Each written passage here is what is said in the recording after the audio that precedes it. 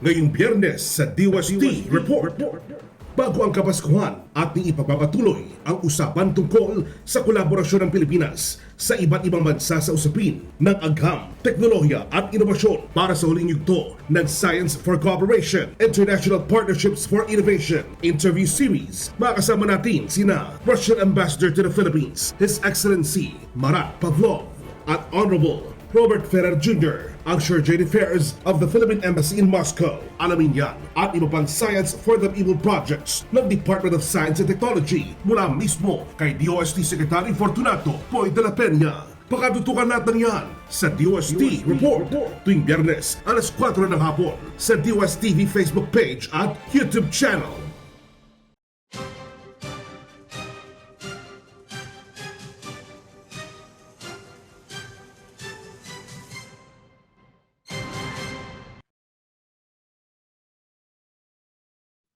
Mga napapanong balita tungkol sa agham at teknolohiya para sa bayan ang hatid namin sa inyo ngayong Biyernes dito lang sa DOST Report. Magandang agham Pilipinas. Ako po si Oning Miranda, ang inyong kapatid sa mabuhit. At kasama po natin ang kalihim ng kagawaran ng agham at teknolohiya, ang nag-iisang DOST Secretary Fortunato Poy de la Peña. Magandang agham po, Secretary Boy. Happy holidays, sir. Magandang araw din sa iyo, Onin, at sa ating mga taga-subaybay. Happy holidays sa ating lahat. Nasa huling yugto na po tayo ng Science for Cooperation, International Partnerships for Innovation Interview Series. At mamaya po ay pag-uusapan namin ni Secretary Boy ang mahalagang STI cooperation ng DOST sa bansang Russia. Siyempre kasama ang dalawa nating espesyal na bisita. Pero sa ngayon, pakinggan muna natin ang mga balitang hatid ni Secretary Boy. Tama, Onin. Ngayon ay ibabalita ko na ang ating 4 case at magsisimula tayo sa kalusugan. Meron tayong isang report sa kalusugan.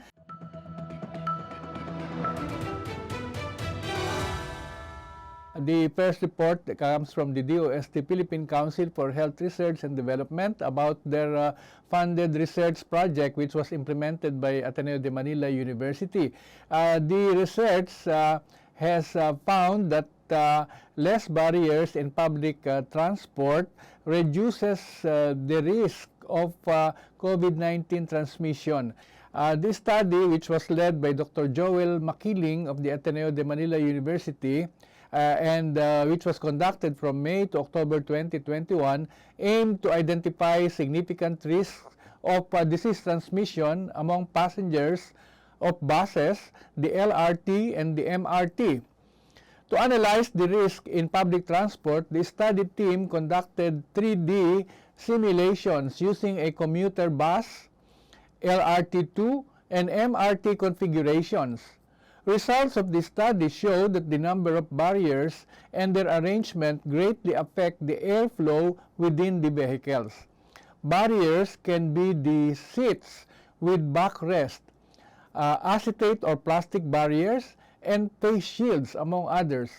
Accordingly, current LRT and MRT configurations, where seats are arranged at the sides and passengers face each other, are found to cause better airflow within the vehicle compared to the current commuter bus setup. This arrangement also reduces the number of seats and limits the maximum passenger capacity. Aside from barriers, additional inlets or outlets in the vehicles configured in an alternating open-closed-open manner will enhance the airflow and flush out any agents of infectious disease like SARS-CoV-2. The project team also highlights the importance of wearing face masks that perfectly fit the face instead of using barriers of any form which may also trap viral loads of SARS-CoV-2. Now we move to kaayusan.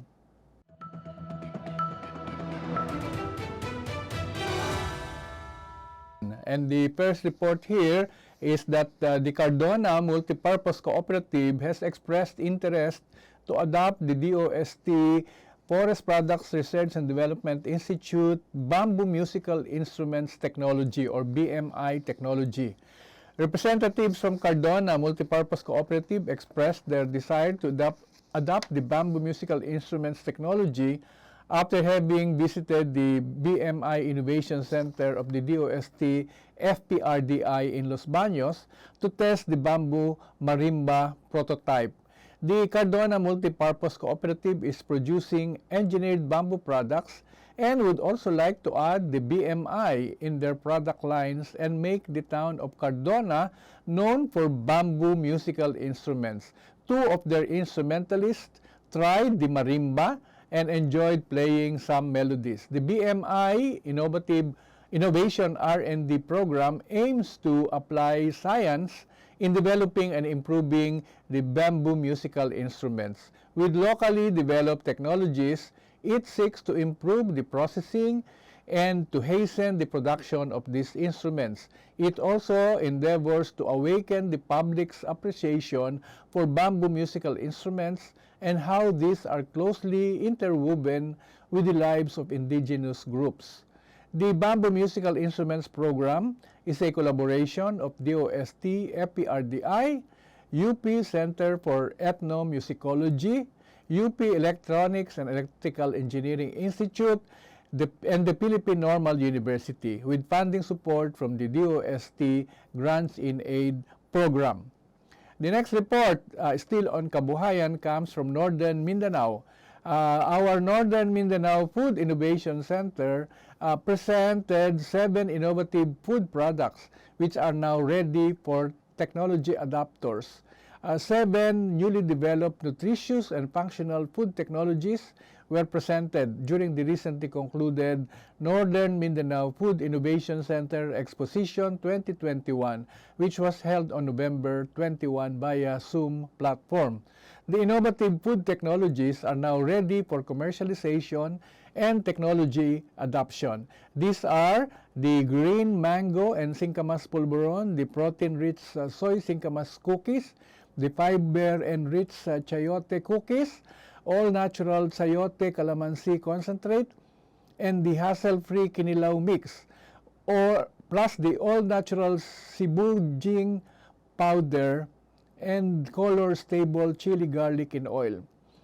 The Northern Mindanao Food Innovation Center is housed at the University of Science and Technology of Southern Philippines, or USTP. This is a technology hub for innovations, R&D, and support services for the food industry in Northern Mindanao. Now we move to a report coming from a bamboo firm in San Fernando, Bukidnon. They reported that they are supporting 50 farmers after the adoption of the DOST Forest Product Research and Development Institute technology. The DOST Region 10 turned over a kiln dryer developed by the DOST FPRDI to the OJ's Arts and Crafts last December 4, 2021. The bamboo firm, also known as Gawang Kamay, is a social enterprise based in San Fernando, Bukidnon that has been operating since 2010 with local craftsmen and bamboo farmers.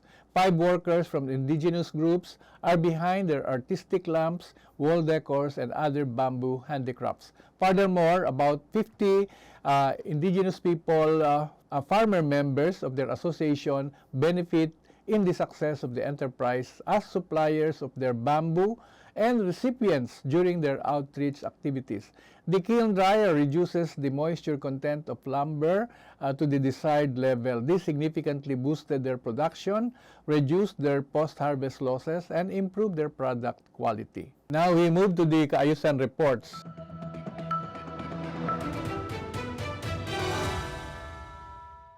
The first one is a report from our DOST Region 5 in the Bicol region regarding their project on community empowerment through science and technology.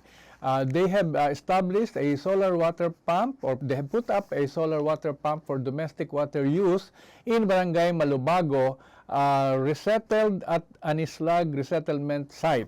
The DOST Region 5 turned over the funds amounting to 1.58 million for procuring and installing the complete set of the solar-powered water supply system also for mobilization and other organizational logistical requirements under the project entitled Establishment of Solar Water Pump for Domestic Water Use in Barangay Malubago, resettled at Anislag Resettlement Site, Anislag, Daraga, Albay. This is for the Anislag Resettlement Site Phase 2.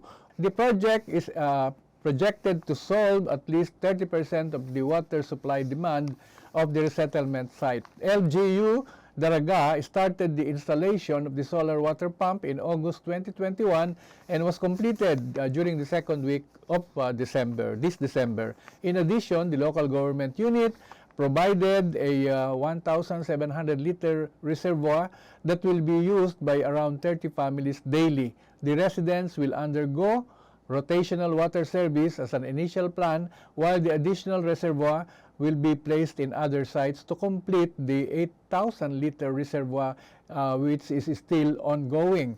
The Anislag Resettlement Site Phase 2 is among the locations where Typhoon Reming, this was in 2006, Typhoon Reming victims are permanently resettled.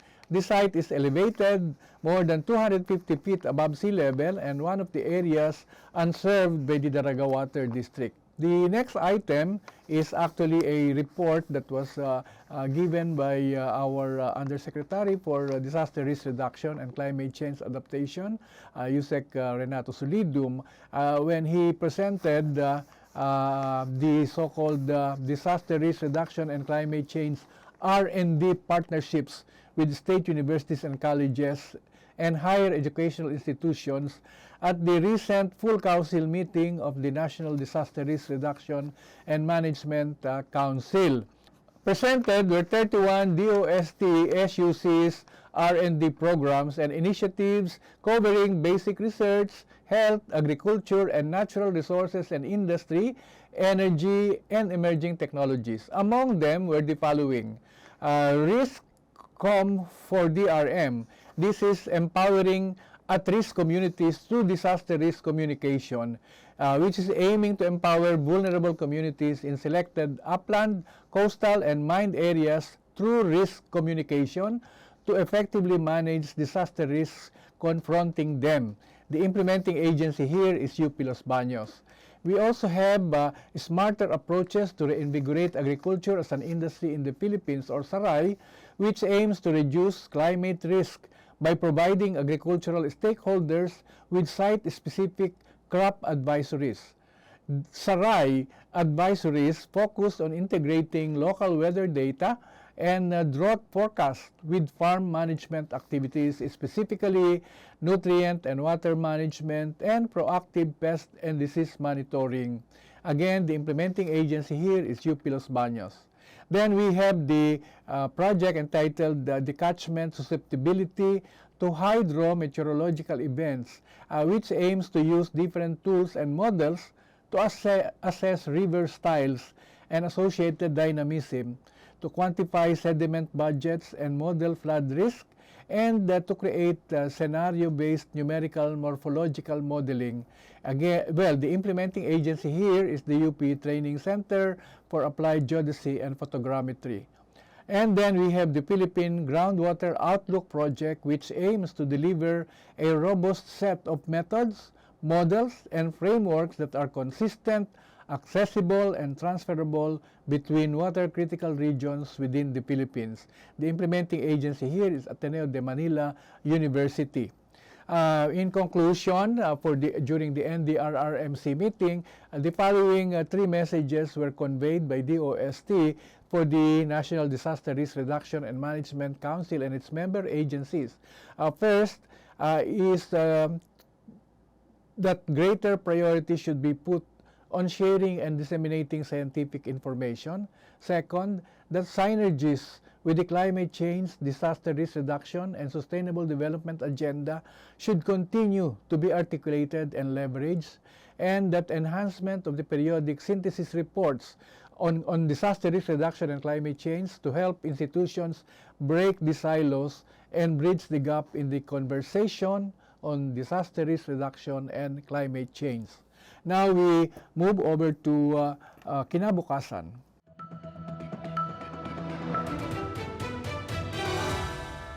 The first report on kinabukasan is the presentation of the Philippine intervention at the UN Commission on Science and Technology for Development meeting, which was featured in the UN Commission on Science and Technology for Development news.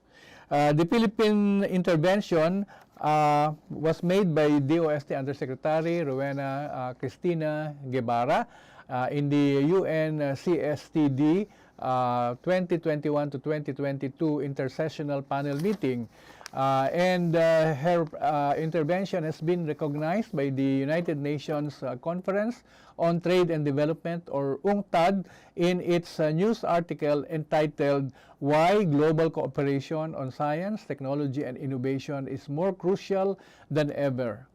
UNCTAD reiterated the efforts of the Philippines in speeding up the deployment of Industry 4.0. These include the assistance provided to businesses through innovation-focused capacity building and technological upgrading, the establishment of regional research and development centers, and the capacity building of the workforce, particularly on data sciences, data analytics, and smart governance practices. UNCTAD quoted Undersecretary Guevara that "We are glad to note that the Philippines is one of the overperforming countries according to the Frontier Technologies Readiness Index in UNCTAD's Technology and Innovation Report for 2021. Aside from advancing Industry 4.0, leveraging science, technology, and innovation for sustainable urban development has become a highlight of the news item as one of the meeting's priority theme." The next report comes from the Industrial Technology Development Institute, and this is regarding the unboxing of the Simulation Packaging Testing Laboratory, or SPTL, and the Green Packaging Laboratory, both under the Industrial Technology Development Institute. This is a prelude to the inauguration, which they call the unboxing. Unboxing of Simulation Packaging Testing Laboratory and Green Packaging Laboratory. The theme of creating globally competitive packaging innovations for the Filipino is a testament to DOST's continuous commitment to elevating packaging research in the country.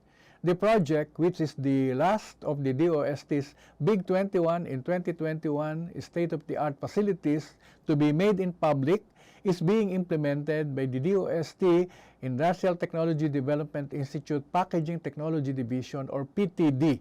The main goal of establishing the Simulation Packaging Technology Testing Laboratory is to provide a venue to simulate the actual hazards that packaged products will undergo during distribution.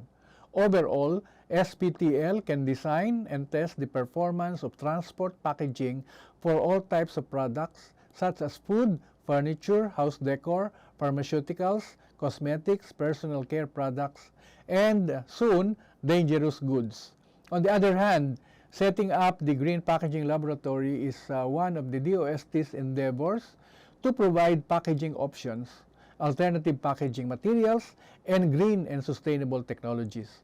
The overall concept of the Green Packaging Laboratory is to research all types of packaging materials, bioplastics, new and alternative packaging materials from indigenous and renewable materials, the circularity of petroleum-based materials, improve processes to reduce energy consumption and waste materials, and recycling technology.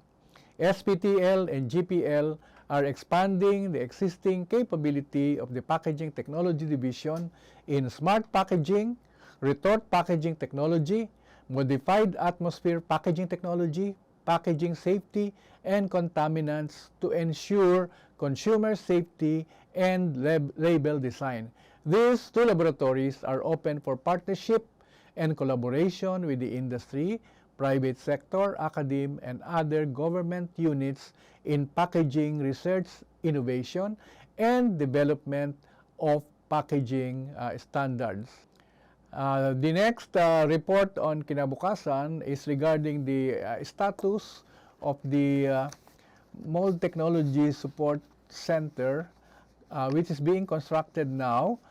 This is in Bucao Road, General Trias, Cavite, under the auspices of the Philippine Economic Zone Authority. This is in full swing and is expected to be completed by April of 2022. Of course, there were delays encountered due to, bad weather, changes in design specifications, and restrictions as a result of COVID-19.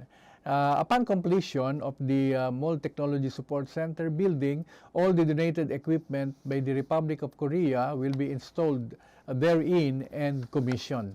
Donations of training materials and equipment are still ongoing. So far, training books and materials, desktop computers with CAD/CAM software, machining tools and consumables and furniture, and audiovisual equipment has already arrived and are currently being used for the training offerings of the Mold Technology Support Center. Major equipment like CNC machining centers, plastic injection machines, conventional lathe and milling machines are expected to arrive within this month, December 2021.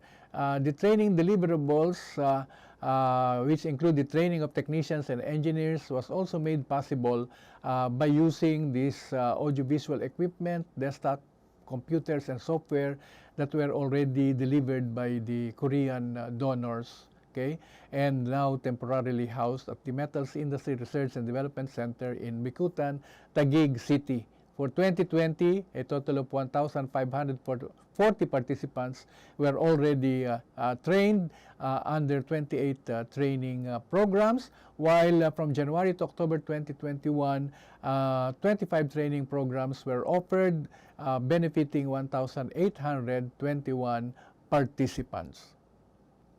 Now, coming from the Philippine Textile Research Institute, they have already come up with a what they called a blend of bandala and cotton.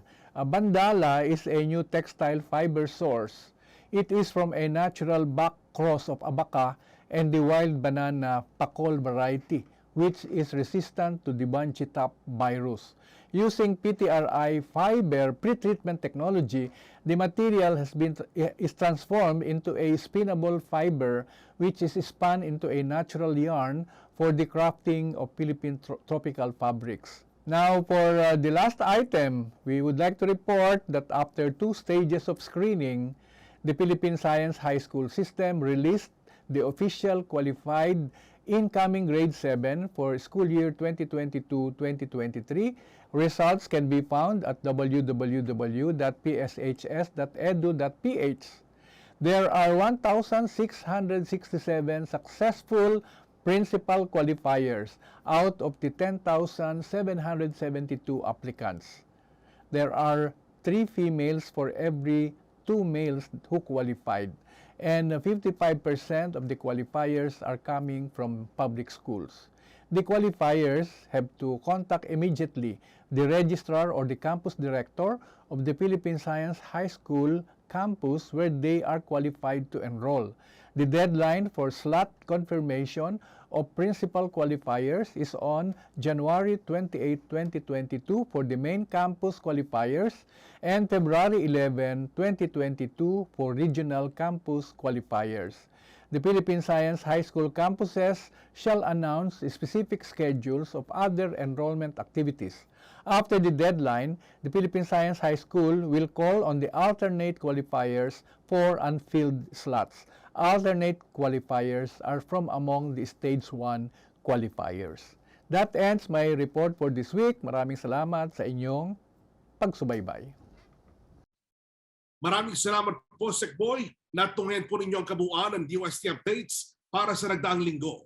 Sa amin pong pagbabalik, pag-uusapan natin ang pakikipagtulungan ng DOST sa mga STI institution mula sa bansang Russia. Huwag po kayong bibitiw, magbabalik pa ang DOST report.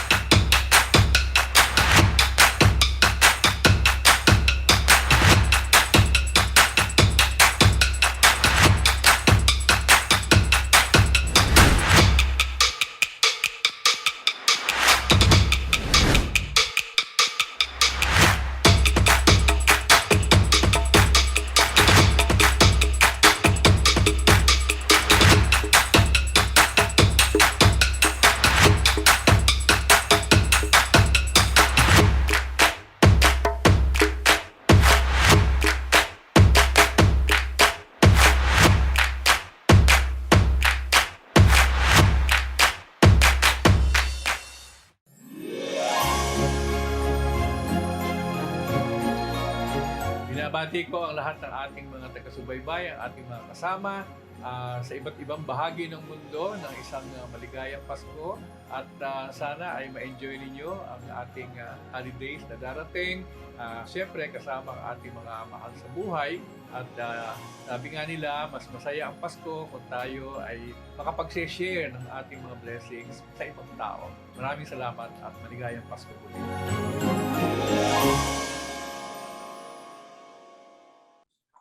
Welcome back to DOST Report.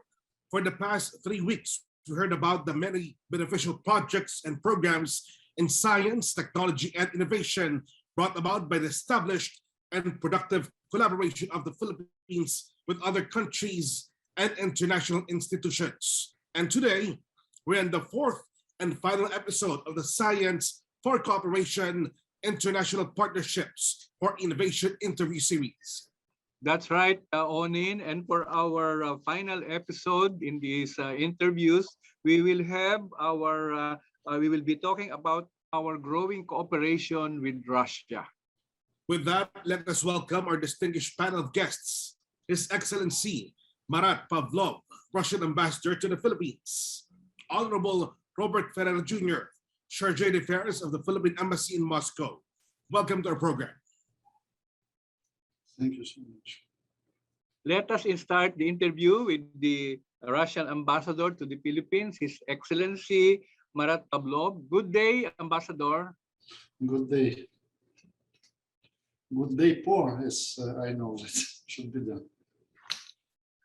Over the years, we have seen the science and technology partnership between the Philippines and Russia flourish. Can you share some of the collaborations with the Russian institutions, specifically with the Department of Science and Technology? I would like to highlight that cooperation in science and technology is very, very promising sphere of our interaction. I would like to start from sky to earth. And I will tell you about our outer space cooperation and our intentions. Our joint efforts can bring fruit results. We're aware that currently the Republic of the Philippines is working closely with USA and Japan with the relatives space administration, but at the same time, I think that the Russian State Space Corporation, so-called Roscosmos, is able to help to launch Filipino micro and nano satellites.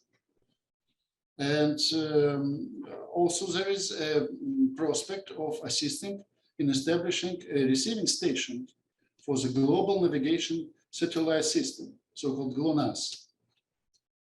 And we are planning to enhance our cooperation with the recently established Philippine Space Agency. Peaceful use and exploration of outer space can be a very beneficial area of our interaction. But all these steps should be possible, and if we will sign the intergovernmental framework agreement on space cooperation that will allow to use Russian rockets, for example, for joint space projects. I know that we have exchanged some draft texts of proposed governmental agreement, and now is under review on the Russian side. But another very interesting sphere of our cooperation will be energy sector. You know that we have a lot of Russian proposal regarding the same energy sector as for the generating energy.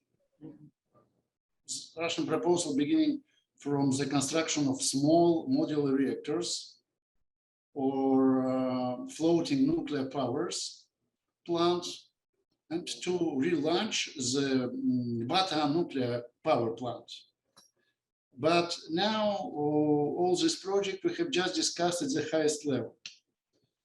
We understand that there is some sort of hesitation over the use of nuclear power in the Philippines. But as for science and technology, the window of opportunities is much bigger because we can concentrate on the sphere, on specific sphere of innovations. So Russia and Philippines, as I know, are working to establish a center for nuclear science and technology for non-energy, I would like to underline, non-energy applications of nuclear capabilities. And our sites signed on July 2019 an action plan for cooperation in the implementation of this center's project. The plan also envisions the possibility of modernizing so-called Philippines research reactor. Another very important sphere of our cooperation is safety regulation. Regarding the safety regulation of the nuclear sphere of our interaction. I know that Russian Federal Service for Environmental, Technological and Nuclear Supervision, so-called Rostechnadzor, and Department of Science and Technology have concluded many meetings to discuss security regulations. One webinar Rostechnadzor had May 14 with the Philippine Nuclear Research Institute to discuss a way to strengthen legal framework related to nuclear and radiological security and to share best practices in nuclear safety regulations. So we have a legal basis regarding these aspects. I can add that in October 2019, a memorandum of understanding on nuclear and radiation safety regulation between Rostechnadzor and the Philippine Nuclear Research Institute was signed. It is a good step towards our cooperation. Nuclear energy technologies are widely used in medicine. In particular, in 2017, Russian Federal Biomedical Agency concluded several agreements in the field of nuclear medicine with the Filipino structures like National Kidney and Transplant Institute, Jose Rizal Medical Center, Jose Rines Medical Center.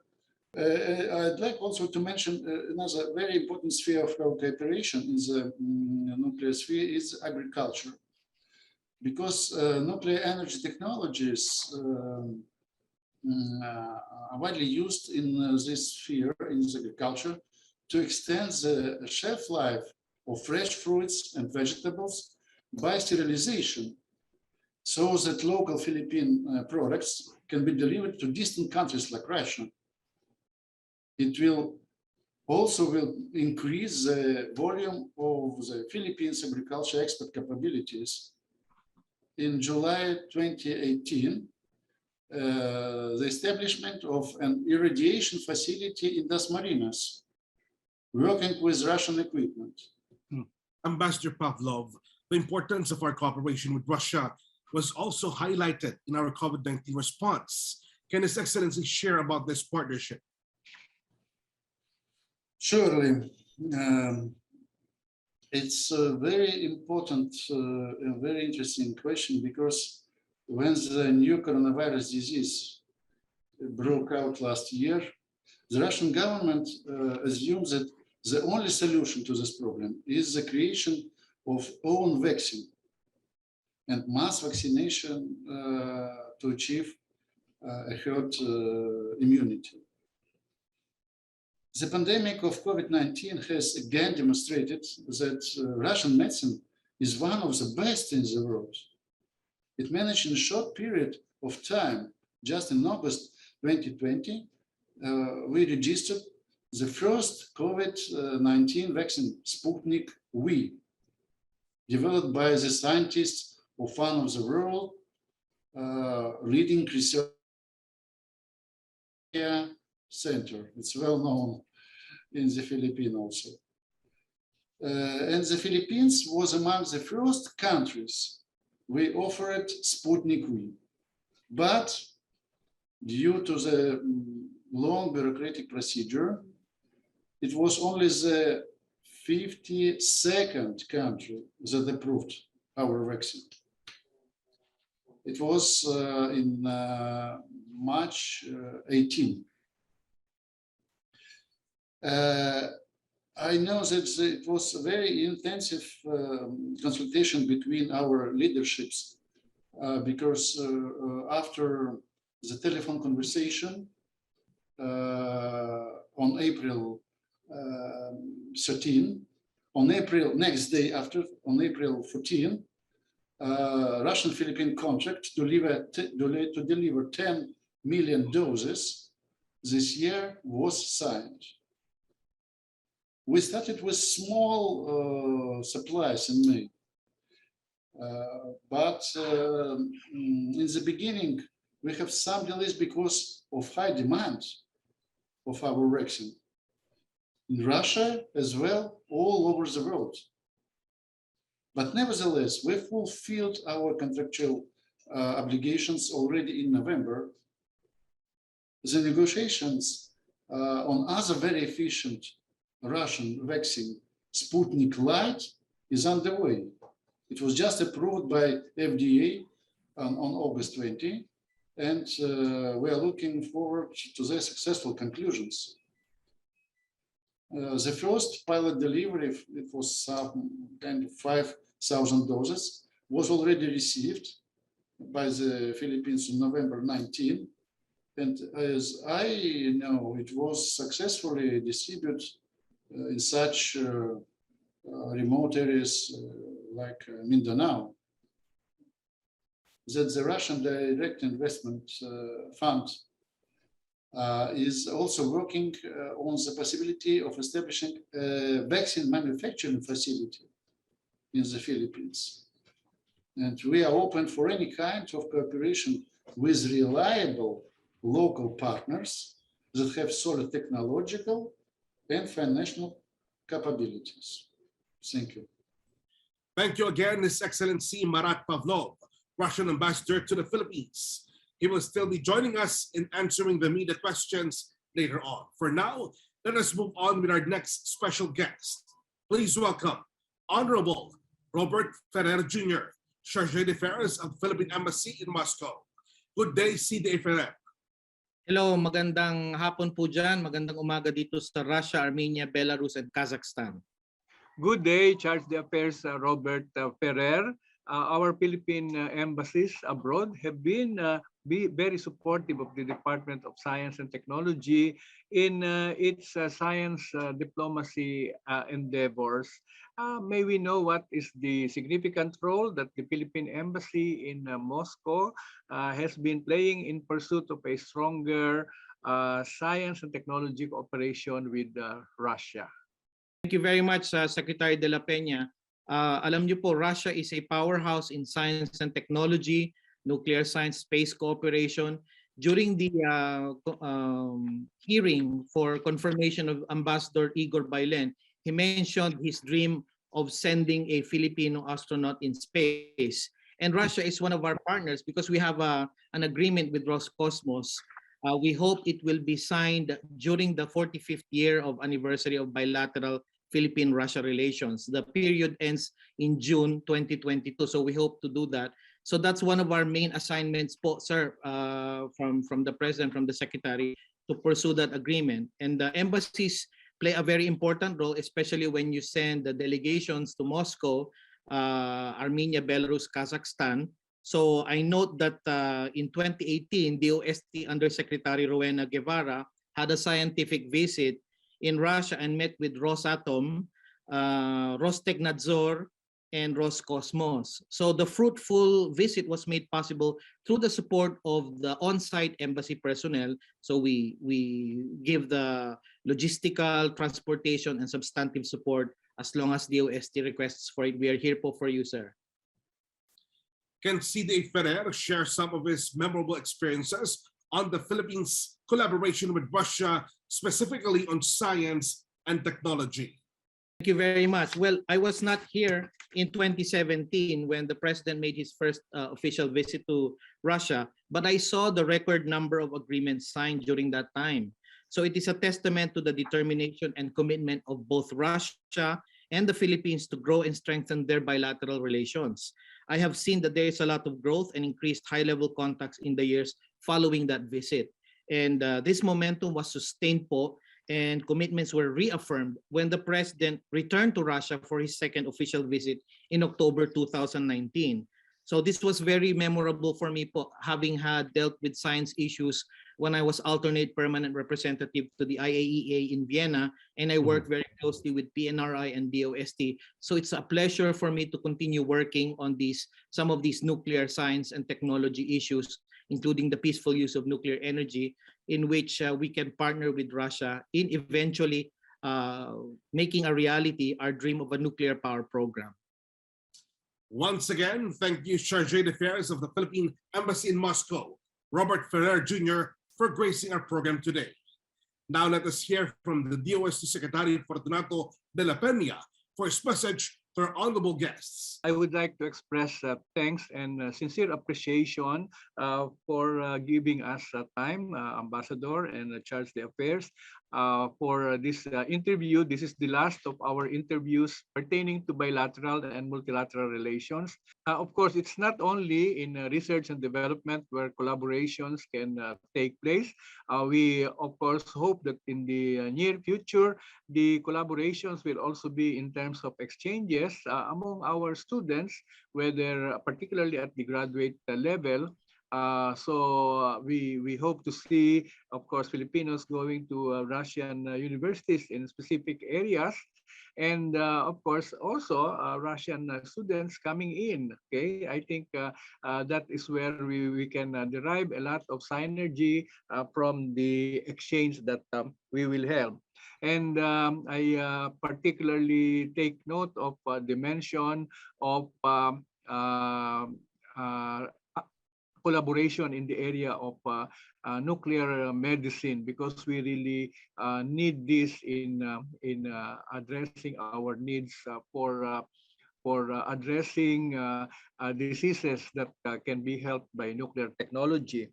And since we are about to open our Virology and Vaccine Center, we also hope that there will be some networking that will be happening between our center and, of course, the institutions involved in the same area in Russia. So thank you, Your Excellency, and our Charge d'Affaires for giving us this opportunity to have exchanges with you, and we look forward to greater collaboration in the near future. Thank you very much. Thank you very much, Sick Boy. When we return, Sick Boy and our guests will answer the media questions. Gumigising kami na puno ng pag-asa. Sa bawat umaga andon ang pagkakataon na matuto kami at mas maging mahusay sa pag-aaral. Naniniwala kami na dahil sa edukasyon, mas mapapabuti namin ang aming komunidad.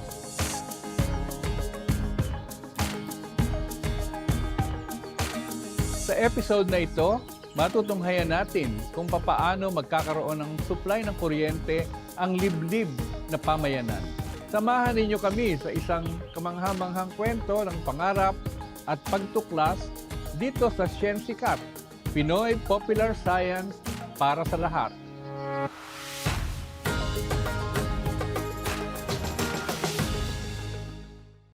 Welcome back to DOST Report. Our media questions are in.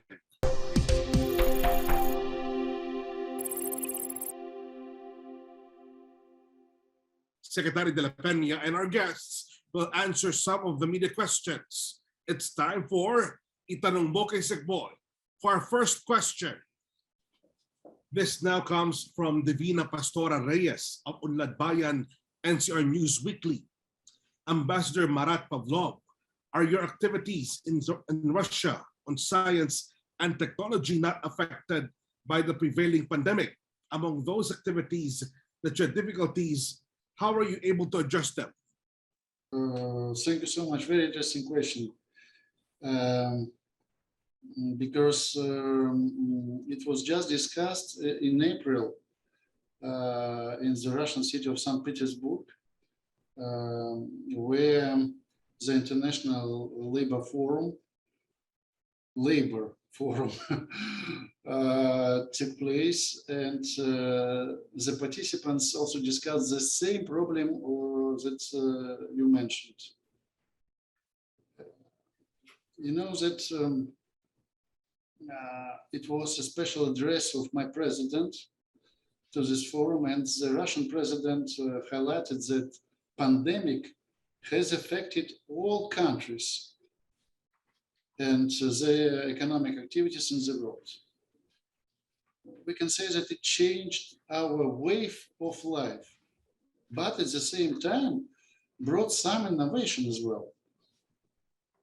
The serious challenges has allowed to enhance and boost our digital sphere and information technologies. Millions of people have started to work online, thus sustaining employment. Our population can get education also online. And most negotiations, including this interview, are conducting in the same format. So the digitalization of the population has become a priority. And even today, during our meeting, we feel this new reality. But as for the effect of some sphere of our economics, I'd like to mention, first of all, medicine, because it's a very good example of mobilizing effect of pandemic, the medical sphere. So Gamaleya Institute now is working to develop a nasal sprayed vaccine, as well as a vaccine for teenagers, Sputnik M. So we are ready to start its export next year. So a lot of possibilities, not only the problems that created by pandemic. This is from Jay Mante of DCMS Production. How DOST and its affiliates R&D of our various guests can benefit the Filipinos, especially in far-flung provinces. Yes, particularly now that we have encouraged the establishment of niche centers for research and development in the regions. The research centers that have been put up are actually addressing specifically the concerns or problems that are unique to the region, and also those opportunities that are available in that place or locality. So the research capabilities of our universities and other agencies in the regions have been strengthened so that they can cope with the challenges that they have for research and development, so that this can actually benefit directly the people within the region or the provinces that they cover. Secretary Boy, bago tayo magtapos, imbitahan po natin ang ating mga taga-subaybay na abangan ang Siyensikat bukas. We would like to invite all our viewers to watch the next episode of Siyensikat. It is actually at 8 o'clock in the morning of Saturday, tomorrow, and it has reruns at 4 o'clock in the afternoon, also Saturday, and then on Sunday, again at 8 in the morning and 4 in the afternoon. So this will be the last episode for the year, but we will resume, of course, after New Year. Maraming salamat po, Sec Boy. Samantala, narito pa ang ilan sa mga DOST TV programs na dapat yung makanutukan.